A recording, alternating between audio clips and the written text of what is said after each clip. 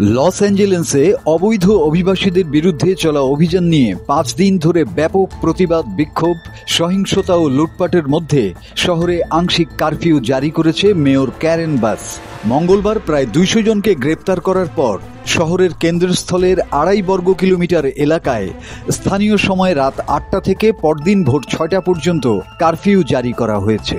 আগামী বেশ কয়েকদিন কারফিউ বলবৎ থাকবে। মঙ্গলবার লস অ্যাঞ্জেলেসের রাস্তায় পঞ্চম দিনের মতো বিক্ষোভ দেখিয়েছে জনতা।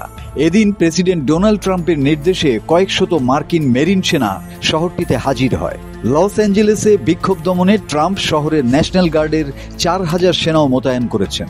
ক্যালিফোর্নিয়ার গভর্নর গ্যাভিন নিউজম ট্রাম্পের এসব পদক্ষেপে আপত্তি জানিয়ে এসব সেনা মোতায়েনকে অপ্রয়োজনীয়, অবৈধ ও রাজনৈতিক উদ্দেশ্য প্রণোদিত বলে মন্তব্য করেছেন।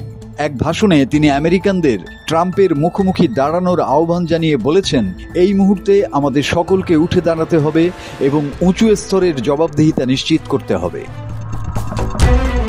ক্যালিফোর্নিয়ার 2 সেনেটর অ্যাডাম শিফ ও অ্যালেক্স প্যাডিয়া যৌথ এক বিবৃতিতে বলেছেন, সামরিক বাহিনীর সক্রিয় সদস্যদের দেশের ভেতরে শুধুমাত্র সবচেয়ে চরম পরিস্থিতিতে সামনে আনা উচিত, আর সেখানে এরকম কোনো অবস্থা নেই।